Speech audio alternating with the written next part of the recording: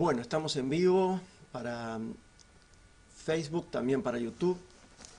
Los que se están conectando ahora pueden ir enviando sus mensajes, tanto en una como en la otra red social. Nos pueden dejar su chat, enviarnos su saludo desde donde nos están conectando. Nosotros les queremos saludar a todos nuestros amigos y la gente que nos mira a través de las redes sociales, acá en Paso de los Toros, como también en el resto del país o fuera del país. A nuestros hermanos de la Congregación Jesús es el Camino, les queremos estar anunciando que, como está dispuesto por las autoridades del SECOEL local de Paso de los Toros, como también del SECOEL del departamento de Tacuarembó, hasta el día 10 de marzo inclusive, están suspendidas todas las actividades que tienen que ver con la fe, de cualquier religión que sea. Han sido suspendidas desde el 26 de febrero hasta el 10 de marzo inclusive. Debido a estas medidas no hemos tenido reuniones presenciales en nuestro templo. Sin embargo, estamos tratando de comunicarnos con ustedes a través de redes sociales y tratando de no perder nuestra comunión, como corresponde, que los cristianos llevemos adelante eso que es tan importante, que es la comunión. Para empezar, me gustaría invitarles a que estemos orando. Aquellos que en nuestro grupo de WhatsApp han dejado sus pedidos de oración, bueno, estamos recordándoles que estamos orando por la familia Parra Vera, que están pasando un momento difícil, ya que han sido en cuarentenados. También estamos orando por la familia Santana, que también está padeciendo debido al COVID-19 una complicación seria. Estamos orando entonces especialmente por estas dos familias. Estamos también, pidiendo por todos los que tengan que estar aislados en este momento, en cuarentenados, la gente que ha tenido un hisopado positivo, la gente que ha tenido que pasar por este momento difícil. Les vamos a poner en las manos de Dios en oración. Y es lo que nos dice la Escritura que hagamos, ¿no? Que presentemos al Señor nuestras peticiones, que sean conocidas delante de Él nuestras peticiones y nuestros ruegos, nuestras oraciones. Así que hoy queremos orar especialmente por quienes están padeciendo, por quienes están pasando un momento difícil, pero también por aquellos que por otras razones necesitan la ayuda del Señor, quienes están en este momento también en suspenso de sus actividades, quienes tienen su trabajo coartado, quienes tienen dificultades para poder llevar el pan a la mesa, quienes están pasando por momentos duros y difíciles por tener que estar demasiado tiempo sin comunicación con los familiares.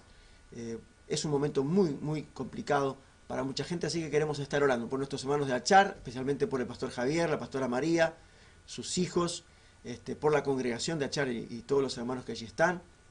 Bueno, comienzo de clases, toda una revolución para nuestro país y para la realidad que nos toca vivir en este momento, las vacunaciones y todas estas cosas que están pasando y que requieren que la mayoría de la gente ocupe su atención, su tiempo y a veces incluso también sus recursos de un modo diferente. Así que estamos orando, poniendo en oración todas estas peticiones. Les pedimos a ustedes que están del otro lado que tomen en cuenta estas peticiones y las presenten en sus oraciones personales. Cada vez que ustedes se presenten al Señor, clamen por estas peticiones. Enviamos un saludo especial a todos los que nos están mirando en los distintos departamentos del país a través de nuestras redes. Queremos en este momento estar orando para luego dedicarle unos minutos a compartir también palabra de Dios, porque en estos días es algo que realmente nos hace falta, algo que realmente necesitamos, es la autoridad, es la suficiencia, es la fuerza que nos da la palabra de Dios, porque ella viene de la boca de Dios. Y como Jesús dijo, no solo de pan vivirá el hombre, sino de toda palabra que sale de la boca de Dios. Así que me gustaría en este momento, primero que nada, orar con ustedes a través de este espacio de comunicación. Padre, te damos gracias en el nombre de Jesús por la preciosa oportunidad que tú nos has preparado de estar reuniéndonos a través de redes sociales con nuestros hermanos, con nuestras hermanas y con nuestros amigos que nos ven donde quiera que se encuentren.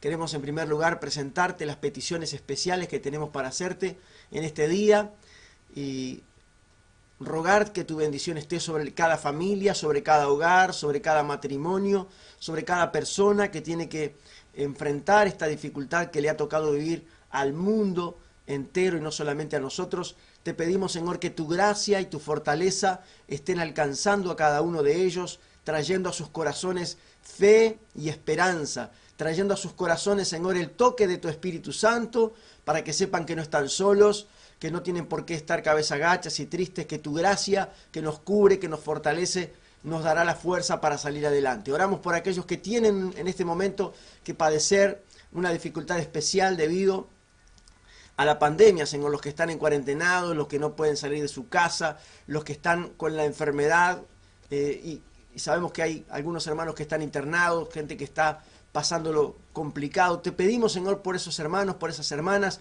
que tú les des la fortaleza, que tú les des la gracia, que hagas un milagro en sus vidas, que guardes sus vidas, Señor, porque estamos en tus manos en el nombre de Jesús. Te damos gracias, Padre, por todas las cosas que tú haces, por todo lo bueno que tú nos das, por tu amor, por tu misericordia, por todas las bendiciones, Señor, que tú haces descender sobre nuestras cabezas cada día que nos das la oportunidad. Te lo pedimos en el nombre de Cristo. Te rogamos, Señor, que envíes tu bendición sobre cada uno, en el nombre de Jesús. Amén y amén, Señor. Bien, amigos, queremos entonces compartir con ustedes en este momento la palabra del Señor. Y qué mejor que, ir a la Escritura para encontrar respuestas para nuestras vidas, ¿no? La palabra de Dios, ella es viva y eficaz. Dice el escritor a los Hebreos que es más cortante que toda espada de 2 filos, que puede ir hasta lo más profundo del ser humano, discernir sus pensamientos y las intenciones que tiene su corazón. El poder de la palabra de Dios, la suficiencia de la palabra de Dios para cada uno de nosotros en todo lo que hagamos. Si creemos a la palabra de Dios, ella es suficiente, porque viene de Dios, como Dios es suficiente para cumplir lo que ha dicho. Su palabra es suficiente si la creemos y confiamos en ella para darnos la gracia que necesitamos en todo momento de nuestra vida. Jesús mismo dijo que aquel que oye sus palabras y las hace es una persona prudente, que a la hora de edificar cava profundo buscando la roca para allí poner el cimiento de su casa, para que cuando venga el viento y sople contra ella y los ríos den con ímpetu, esta casa no se caiga, sino que permanezca de pie. Así lo dijo el Señor en el final del Sermón del Monte, en San Mateo capítulo 7, versículo 24. El fundamento de la vida cristiana es la palabra del Señor, es lo que está escrito en el Evangelio de Cristo, lo que la Escritura, que es la palabra revelada de Dios, nos dice. En el mundo en que vivimos hay gente que considera autoridad cualquier cosa, pero para nosotros, los protestantes, los evangélicos, la fuente de autoridad absoluta aquí en la tierra la tiene la palabra del Señor. La palabra del Señor es la autoridad sobre cada uno de nosotros y confiamos que ella es todo suficiente, que todo lo que ella dice es la verdad absoluta de Dios y que si confiamos en ella saldremos adelante. No necesitamos agregarle nada, porque si le agregamos cosas entonces no sería suficiente para nosotros con la palabra. La palabra de Dios es suficiente. Así que no le agregamos ningún contenido, no necesitamos menjunjar la palabra de Dios o entreverar la palabra de Dios con pensamientos psicológicos baratos del tiempo moderno, ni con teorías posmodernistas, ni con la ciencia, que hay algunos que han querido mezclar la escritura con la ciencia moderna, etcétera, etcétera. Todo esto para nosotros como cristianos es una pérdida de tiempo enorme, ya que la autoridad sobre nuestras vidas la ejerce la palabra de Dios. Ni tampoco la autoridad sobre nuestras vidas como cristianos la tiene hombre alguno, sino la palabra del Señor como primera autoridad en nuestra vida. Y por ella, por supuesto, la propia palabra de Dios, que es la autoridad de Dios, nos enseña que tenemos que estar sujetos a las autoridades que están de turno, nos enseña a honrar a nuestros padres, nos enseña a sujetarnos a nuestros pastores, nos enseña la obediencia, la humildad, nos enseña el amor, las buenas obras. Por supuesto, todo esto es parte del contenido bíblico, pero no es que hay que agregarle algo para que tenga sentido o para que tenga valor. Ella por sí misma habla. La palabra de Dios nos orienta, la palabra de Dios nos enseña. No necesitamos interpretarla a nuestra manera. La palabra de Dios es su propio mejor intérprete. Cuando no encontramos luz suficiente en un pasaje de la Escritura, tenemos que profundizar, tenemos que abrir nuestra cabeza, leerlo con más atención buscar su contexto, buscar en qué circunstancias se escribe y también buscar en el resto de la escritura para encontrar el sentido que el escritor bíblico nos está guiando, enseñando a caminar a través de la palabra de Dios. Y yo quiero compartirles un breve texto en la carta del apóstol San Pablo a los Corintios, Primera de Corintios, en el capítulo 1, el apóstol San Pablo escribiendo esta carta a la iglesia de Corinto. Bueno, hay una importantísima enseñanza doctrinal, espiritual para nosotros en toda la carta Primera de Corintios, pero me gustaría simplemente tomar un texto para que lo podamos meditar un momentito en este tiempo tan especial que estamos viviendo. Dice el apóstol San Pablo en Primera de Corintios capítulo 1, versículo 26. Pues mirad, hermanos, vuestra vocación, que no sois muchos sabios según la carne, ni muchos poderosos, ni muchos nobles, sino que lo necio del mundo escogió Dios para avergonzar a los sabios, y lo débil del mundo escogió Dios para avergonzar a lo fuerte, y lo vil del mundo, y lo menospreciado escogió Dios, y lo que no es, para deshacer lo que es, a fin de que nadie se jacte en su presencia. Mas por él estáis vosotros en Cristo Jesús, el cual nos ha sido hecho por Dios sabiduría, justificación, santificación y redención, para que, como está escrito, el que se gloría, gloríese en el Señor. Brevemente voy a decirles que Pablo escribe en esta carta primera a los Corintios una reflexión profunda. Por lo menos hay 10 asuntos a los cuales Pablo responde en esta carta, debido a que aparentemente la iglesia de Corinto, de lo que se desprende, ¿no?, de la escritura, la iglesia de Corinto mismo había hecho una carta a Pablo preguntándole sobre algunos asuntos que no estaban claros para ellos respecto a su vida como cristianos. Pablo les habla de 10 grandes asuntos en esta carta. Uno de ellos era cierta situación de, ¿cómo podríamos decirle?, de animosidad entre los hermanos, una discusión entre los propios creyentes sobre quiénes eran los que tenían autoridad, quiénes tenían que ser los considerados más importantes o menos importantes dentro de la iglesia. Está claro que la iglesia de Corinto no había tenido de primera mano las enseñanzas de Jesús como las tenemos nosotros. El propio Jesús enseñó que en el reino, es decir, en el Evangelio, cuando uno entra a caminar con Jesús y cree en Él para ir al cielo con Él, debe saber que, como Él dijo, los primeros serán postreros y los postreros serán primeros. Como Él dijo, el que quiera ser más grande entre ustedes tendrá que servir a los demás. Preguntaban quién sería el más grande en los cielos, y Jesús llamó a un niño y le dijo: si no son como este niño no pueden ver el reino de Dios. Jesús mismo enseñó que las jerarquías entre los creyentes no pueden existir. Existe una relación de honra, de respeto y también de autoridad entre los creyentes, pero no existe una relación de jerarquías. Las jerarquías fueron introducidas en la iglesia primitiva luego de que se superaran los 300 años de la historia de la iglesia de la iglesia primitiva. Cuando la iglesia primitiva supera los 300 años de historia, el Imperio Romano estaba en decadencia, el emperador romano que hizo un gran cambio para la iglesia cristiana en aquella época fue Constantino el Grande, quien, bueno, hay una discusión histórica sobre si era bueno o malo, pero, en fin, cada cual lo tendrá que juzgar. Constantino hizo que cesara la persecución contra la iglesia cristiana y convirtió al cristianismo en la religión oficial.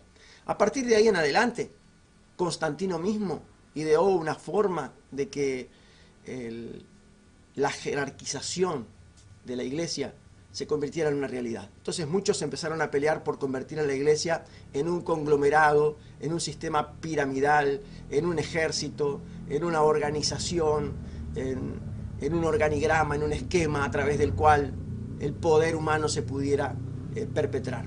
Nunca fue la intención de Jesús, jamás, ni de los apóstoles, ni de los padres primitivos de la iglesia, que la iglesia de Cristo se convirtiera en una organización de orden jerárquico, donde hay uno que manda más que otro, y por ser el que manda, o por ser el que tiene más capacidades, o por el que tiene más conocimientos, o por el que tiene más poder, es mejor que los demás.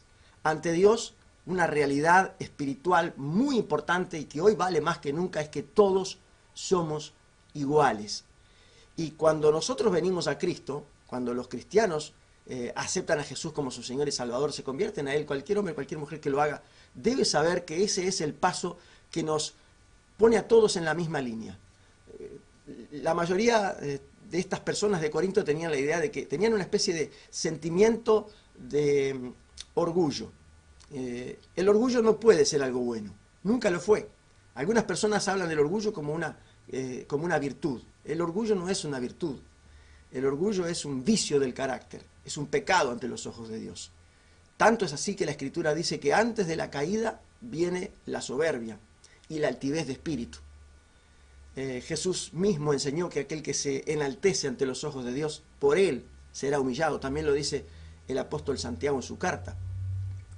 Así que no entendemos por qué, después de los 300 y pico años de historia de la Iglesia, a alguien se le ocurrió, vaya a saber uno si fue Constantino, si fueron los primeros papas, quien introdujo esta idea en la Iglesia primitiva, de que tiene que haber un orden jerárquico, de que hay unos que son mejores que otros, etcétera, etcétera. Bueno, por ahí, cuando la Iglesia de Corinto empezó a vivir esta sensación, y hay un capítulo en la carta a los Corintios que es realmente muy, muy especial, el capítulo 12, en el que Pablo le dice a los Corintios, perdón, capítulo 14, en el que Pablo le dice a los Corintios acerca de que los dones espirituales no los hacen mejores que los otros hermanos.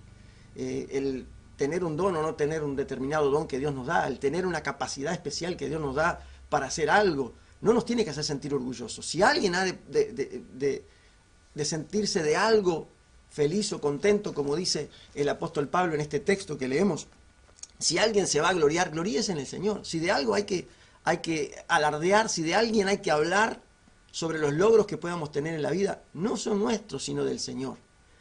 Por lo tanto, enseñorearse de otras personas, pensar que uno porque es pastor, porque tiene un título que le dicen apóstol, que le dicen líder, que le dicen papa, que le dicen padre, que le dicen no sé qué, como le dicen a cada uno en su religión. Pero creer que eso lo hace a uno especial y mejor que los demás, es el colmo de la estupidez y de la ignorancia acerca de lo que Dios quiere. Es no conocer lo que está escrito en la Biblia. Es no conocer al Espíritu Santo, es no conocer al Señor Jesucristo, quien nos enseñó que el más grande entre nosotros tiene que ser el que sirve. Y aquel que se quiera enaltecer será humillado. ¿Cuándo vamos a entender que ninguno de nosotros fue llamado por ser mejor que otros? Sí, yo en algunas oportunidades tuve alguna conversación con algunas personas que me querían hacer sentir como que era algo bueno yo, ¿no? Entonces le decía, ¿sabe qué? Cuando Dios me llamó a mí, me llamó porque no había otro. No había otro cerca. Entonces me llamó a mí, pero no soy bueno, ni soy especial, ni tengo ninguna capacidad mejor que nadie para hacer lo que estoy haciendo. Dios nos llama porque Él sabe que podemos hacer lo que estamos haciendo y Él es el que lo hará, no nosotros. Así que ¿por qué tendríamos que estar orgullosos de un título, de un nombre y sentir que somos mejores que otra persona, humillar a otra persona porque tenemos un título, porque tenemos un don o un talento? Esto ha siempre servido en la iglesia cristiana para hacer daño a la iglesia cristiana, para romper la comunión, para quebrar la comunión entre los hermanos, para hacer que haya abusos en la iglesia. Hoy estamos frente a una realidad que rompe los ojos. Hace pocos días una noticia desgraciada, infeliz, una noticia infeliz de que alguien, representante de un cristianismo del que yo no comparto,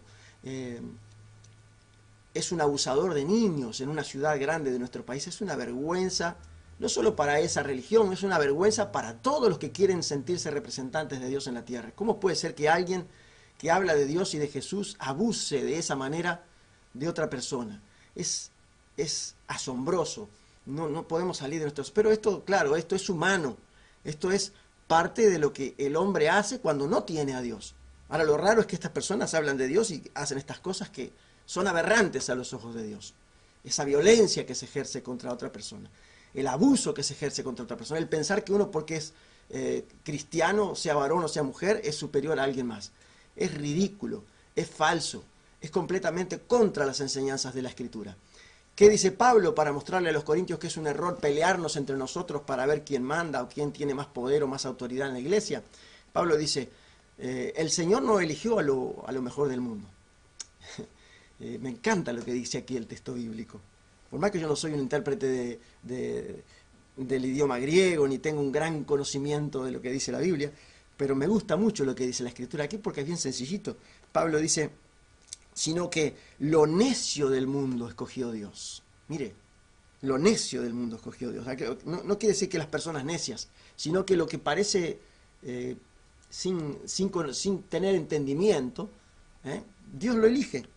¿Para qué? Dice Pablo, para avergonzar a los sabios. ¿Sí? Porque personas que no tienen entendimiento demasiado amplio en escritura ni en muchos conocimientos de la vida, con simpleza y con sencillez, encuentran la bendición y la verdad de Dios y son iluminados por la gracia de Dios. Y Pablo dice, para avergonzar a los sabios. Y a lo débil del mundo escogió Dios, para avergonzar a lo fuerte. ¿A quién escogió Dios? A lo débil del mundo. Y Pablo hablaba de sí mismo, Mire que en el capítulo 12 de la segunda epístola a los Corintios, Pablo habla de su debilidad y dice, me glorío en mi debilidad, porque cuando soy débil soy fuerte, porque cuando estoy en debilidad reposa sobre mí el poder de Dios. Porque Pablo estaba enfermo, y no sabemos si era manco, si era tuerto, nadie se pone de acuerdo con eso, pero Pablo tenía una enfermedad, había rogado 3 veces al Señor que se la quitara, y el Señor le dijo, bástate mi gracia, porque mi poder se perfecciona en tu debilidad. Entonces a veces uno dice, hay cristianos que se sienten frente a esta pandemia, que ellos son los hijos del rey, y sacando pecho, y a mi casa no va a llegar la peste. Hermano, ¿de qué clase de fe viene usted? ¿Qué cristiano es usted? ¿Usted no sabe que la soberbia es un pecado? ¿No sabe que enfrentarse a ciertas circunstancias con ese arrojo y con esa actitud es un pecado delante de los ojos del Señor? El propio Jesús, cuando fue tentado por Satanás, él le dijo una y otra vez al diablo, escrito está, no tentarás al Señor tu Dios. Al Señor tu Dios adorarás. De toda palabra que sale de la boca de Dios es que se alimenta el hombre, y no solo de pan. Y nosotros parece que no aprendemos. Hemos visto cristianos que sienten un orgullo, una actitud soberbia, una actitud frente a la vida y a los problemas como que ellos son superiores a los demás. Que como que no me va a pasar nada porque yo voy a la iglesia el domingo. Hermano, amigo, por favor, Dios eligió lo débil del mundo para gloriarse, para mostrar su gloria en la debilidad nuestra. Si Dios quisiera que fuéramos fuertes, hubiera elegido a los luchadores de sumo, o algún personaje famoso de Hollywood con gran espalda. No, el Señor elige a quien delante de Él reconoce que Él es Dios y nosotros somos débiles y Él es fuerte. Dice el apóstol Pablo, lo débil del mundo escogió Dios para avergonzar a lo fuerte. Lo vil del mundo, esta palabra vil quiere decir que es común. Lo vil del mundo escogió Dios. Lo común. La gente más común, la gente más simple, eligió Dios. En lugar de los que parecen ser notables y que tienen un gran nombre y que su nombre está escrito en una calle o en un hospital o qué sé yo. El Señor eligió a gente humilde, a gente sencilla, para mostrar su poder, para mostrar su gloria. Dice Pablo que nosotros somos vasos de barro en las manos del Señor, para que la excelencia del poder sea de Él y no nuestra. Mire, vasos de barro, no somos de oro ni de plata, somos de barro. Así nos quiere Dios en sus manos, como vasos de barro, no como seres orgullosos que nos enfrentamos a la vida y al mundo y a los problemas con una actitud que quiere siempre someter a los demás.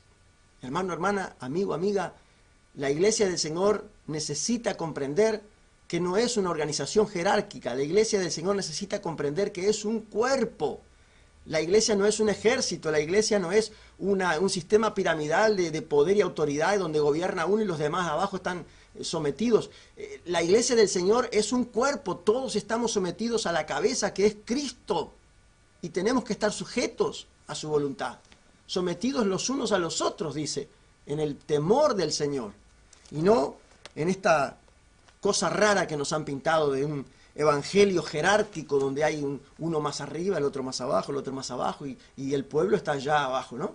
Esto no existe en la iglesia evangélica. Jesús no estaba arriba de un pedestal y la gente allá abajo. Jesús se subió alto para predicar, para que la gente lo escuchara, pero luego bajó a caminar entre ellos y los tocaba y compartía con ellos el pan, comía en el mismo lugar que comían ellos, se sentaba donde se sentaban ellos. No había un trato especial de 5 estrellas para Jesús y de visitante para la gente.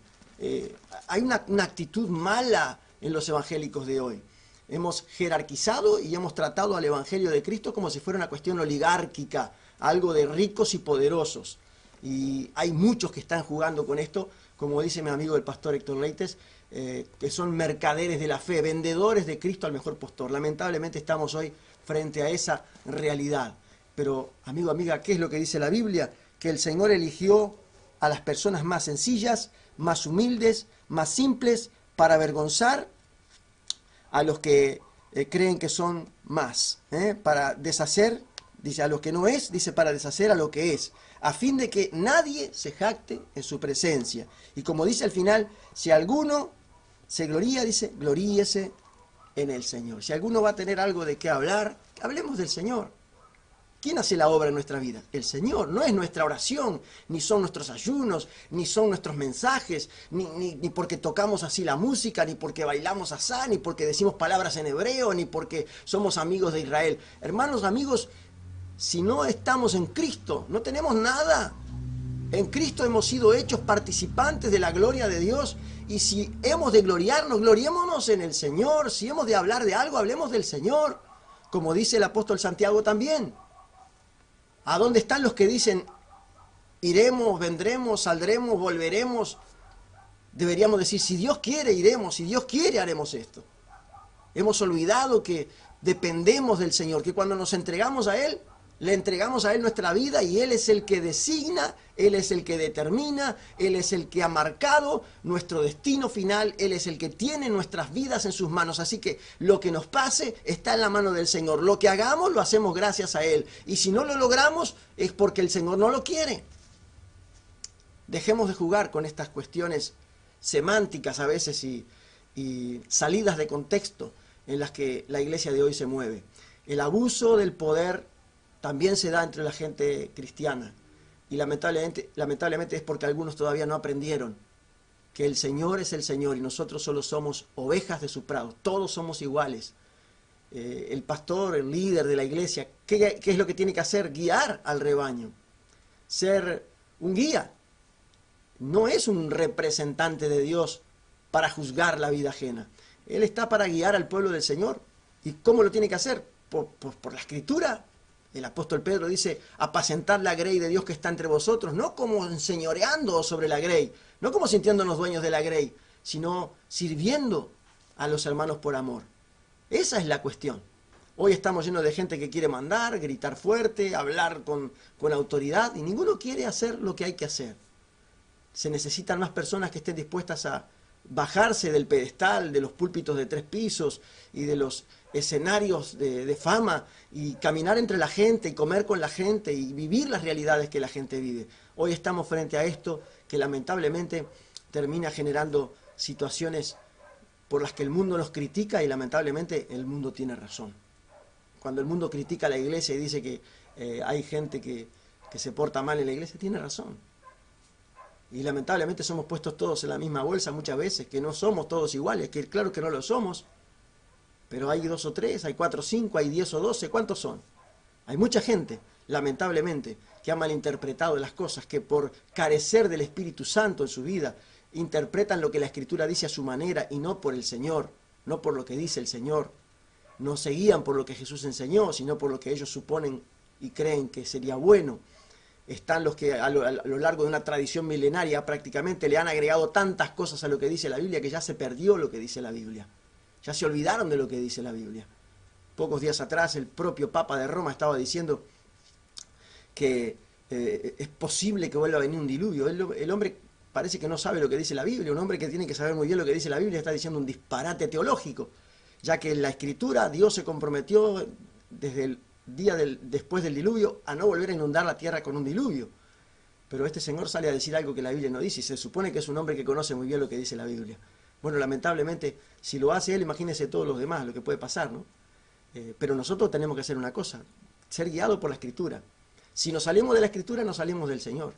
Si nos salimos de lo que está escrito, nos salimos de la voluntad del Señor. Y cuando salimos de la voluntad del Señor, ya no hacemos nada bueno. Amigo, amiga, volvámonos todos a someter a la voluntad del Señor en su palabra y a vivir como iglesia, como cuerpo, no como una organización acartonada, jerarquizada, sino como un cuerpo. ¿Cómo se mueve un cuerpo? La cabeza dice, vamos para allá y van todos. ¿Y quién es la cabeza de la iglesia? Cristo es la cabeza de la iglesia. Alguna vez tuve una discusión con mis amigos pastores y conversábamos sobre quién era la autoridad en la iglesia y uno de mis hermanos me decía que el pastor es la cabeza de la iglesia y yo le discutía, no, el pastor no es la cabeza de la iglesia. La cabeza de la iglesia es Cristo. Escrituralmente es así. Y si quiere que el pastor sea algo, bueno, mi opinión, el pastor es los pies. ¿Cómo los pies? El último lugar del cuerpo, allá abajo, sí, allá abajo. Porque la cabeza le dice a los pies a dónde hay que ir y se lleva todo el cuerpo. Me encanta esa comparación. Bueno, pero no es palabra de Dios, claro que no. Pero la palabra de Dios me dice que Jesús es la cabeza y que nosotros somos el cuerpo. ¿En qué lugar del cuerpo estás? No sé si sos manos, si sos pie, si sos el corazón, si sos la garganta, si sos una glándula chiquitita escondida en la base del cerebro. No sé lo que sos, pero seguro que si estás en el cuerpo, Dios te puso ahí con un propósito y no sos más ni menos que yo, ni que ningún otro de los que estamos en el cuerpo. Y Jesús mismo nos llama a nosotros iguales a Él. ¿Por qué nosotros tenemos que considerar a otros como inferiores?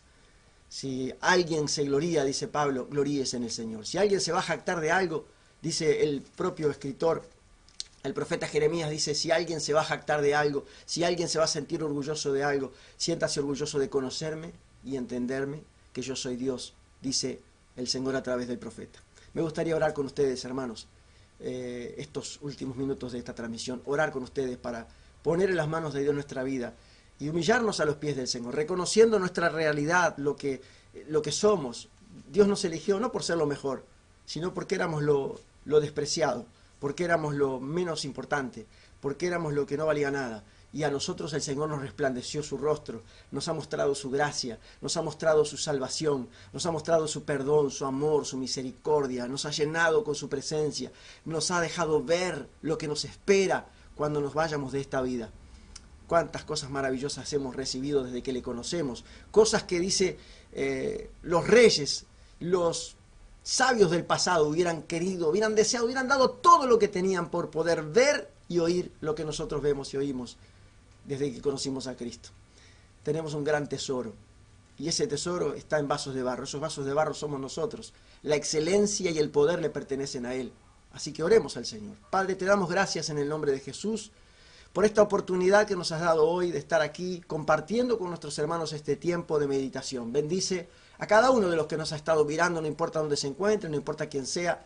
Si te ha recibido como tu Señor, como su Señor y Salvador, yo te pido, Señor, que tú lo bendigas, que tú lo fortalezcas y que como miembro de tu cuerpo, que es tu iglesia, Señor, pueda permanecer unido sin importar si no puede ir al culto durante estos días, sin importar si no ha podido estar junto con otros creyentes físicamente, pero estamos unidos a ti, Señor, por tu Espíritu, por tu gracia, y tenemos tu palabra que nos guía a cada paso que damos.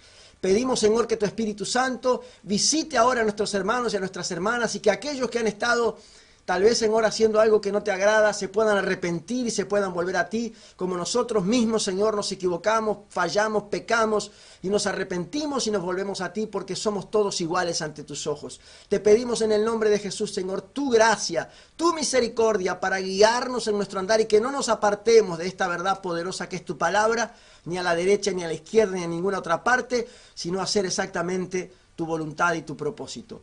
Gracias, Señor, en el nombre de Cristo. Amén y amén. Bien, hermanos, estamos llegando al momento de despedirnos. No queremos despedirnos sin antes volver a reiterarles, pedirles de nuevo sus oraciones. Les ruego también que estén orando por mi esposa, que ha estado indispuesta en la noche de ayer, para el día de hoy. Estén orando por la familia Santana, estén orando por la familia Parravera, nuestros hermanos que están pasando un momento difícil, estén orando por los hermanos de Achar, por la congregación de Achar, bueno, y todos los que deseen que oremos por ustedes, envíennos su pedido de oración, puede ser por Facebook, puede ser por YouTube, pueden enviarnos también a nuestro WhatsApp, pueden ingresar a nuestra página desde Facebook mismo pueden ingresar allí y dejarnos su mensaje y nosotros con mucho gusto le vamos a estar respondiendo, le vamos a estar enviando nuestro saludo, pero también orando, pidiendo al Señor por su vida y por aquello que usted nos quiera presentar. Bueno, que Dios les bendiga, hermanos. Para los hermanos de la Iglesia Jesús es el Camino, Paso de los Toros, les anunciamos que el próximo domingo, si Dios quiere, Dios mediante, y si no hay ninguna novedad respecto a lo que ha estado pasando, estaremos reuniéndonos a partir de las 15:30 horas aquí en el templo, en la calle Luis Valleverres, 1145, esquina 19 de abril. Y una noticia muy especial que les queremos dejar a todos nuestros hermanos. A partir de la semana de turismo, en el mes de abril, pasada la semana de turismo, vamos a tener el comienzo de un nuevo espacio de comunicación con ustedes a través de un medio de comunicación masiva como es la televisión, pero vamos a continuar también compartiendo con ustedes en redes sociales. Que Dios les bendiga, que pasen muy bien, hasta pronto.